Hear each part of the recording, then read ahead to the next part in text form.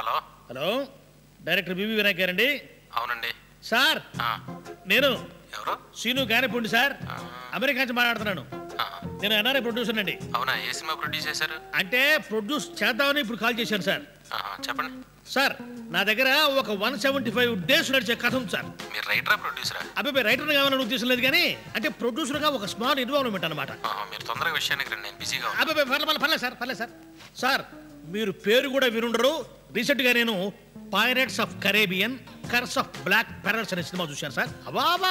బాబా sir, దానికి గనక నా ఐడియాస్ జోడించి ఒక మాస్ హీరో తోటి మీ డైరెక్షన్ లో తీయాలని ఫిక్స్ అయిపోయాను sir.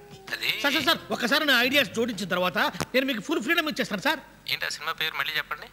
Pirates of Caribbean curse of black pearls sir. మీరు చూసింది ఫస్ట్ పార్ట్, అది రిలీజ్ అయ్యి 5 ఏళ్ళు అయింది. దాని తర్వాత ఇంకో 2 పార్ట్లు కూడా రిలీజ్ అయ్యాయి. మీరు చెప్తున్న సినిమా భూలోక రాక్షసుల పేరుతో తెలుగులో కూడా డబ్బింగ్ అయింది. I'm shocked. ఎప్పుడు వచ్చినాయి? ఇంకోసారి ఇలా ఎక్సైట్ అవ్వకుండా ముందు లక్ష్మీ గణపతి ఫిలిం సుబ్రహ్మణ్యం అనే ప్రొడ్యూసర్కి ఫోన్ చేయండి. తను డబ్ చేయలేదంటే అప్పుడు ఎక్సైట్ అవ్వండి. నెంబర్ ఉంది కదా అని అస్తమాను ఫోన్ చేయకండి. ఋషేష్ వై సుబ్రహ్మణ్యం? వామ్మో, వీడెవడో నాకంటే బాగా అడ్వాన్స్డ్గా ఉన్నాడే.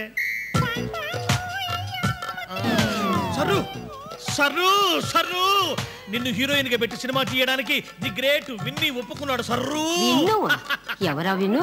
ఇంకోసారి ఆ మాటను బాగా విన్ను ఎవరంటావేంటి? ది గ్రేట్ మాస్ డైరెక్టర్ వివి వినాయక్. ఏజంతా నీకు కుర్రాళ్ళ ఏజులు కావాలన్నా పాప, నీ సంగతి చెబుతానుండు. ఎందుకంత కోపపడతావు? కోపం లేదు, పాడలేదు, అట్టనే పట్టుకో, హాయిగా ఉంది.